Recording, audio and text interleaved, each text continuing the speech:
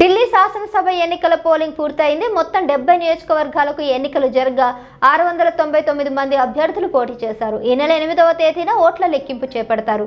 ఈలోపు ఢిల్లీ పీఠాన్ని దక్కించుకునేది ఎవరనే దానిపై వివిధ సర్వే సంస్థలు తమ అంచనాలను ప్రకటించాయి. ఢిల్లీ ఎన్నికల కోసం స్కెడ్యూల్ విడుదలైనప్పటి నుంచి ఆ బీజేపీ అధికారం కోసం చేయని ప్రయత్నాలు లేవన్నారు.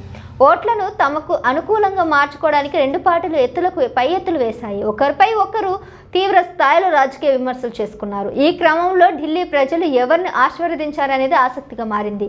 ఆప్ను దెబ్బ కొట్టేందుకే బీజేపీ రోజుకో ప్రచార అస్త్రాన్ని బయటకు తీసుకురాగా వాటిని ధీటుగా తిప్పికొట్టడంతో పాటు బీజేపీపై తీవ్ర స్థాయిలో ఆప్ విమర్శలు కురిపించింది. కాంగ్రెస్ సైతం పోటీలో ఉన్నప్పటికీ ప్రధాన పోటీ ఆ బీజేపీ మధ్యనే ఉంటుందని ప్రచారం జరుగుతుంది. ఈ నేపథ్యంలో ఎగ్జిట్ పోల్స్ ఢిల్లీ ఫలితాలపై మరింత ఆసక్తి రేపుతున్నాయి.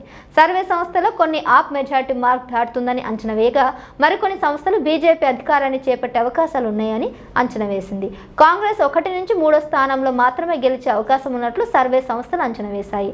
30 నుంచి 37 స్థానాలు ఆప్ గెలుచుకునే అవకాశం ఉందని కొన్ని సర్వే సంస్థలు చెప్పగా బీజేపీ 35 నుండి 40 సంస్థల వరకు గెలుచుకోవచ్చని అంచనా వేశాయి. మరికొన్ని ప్రముఖ సర్వే సంస్థల అంచనాలు ఇంకా రావాల్సి ఉంది. అసలు ఫలితం తెలియాలంటే మాత్రం ఫిబ్రవరి 8 వరకు వేచి చూడాల్సింది.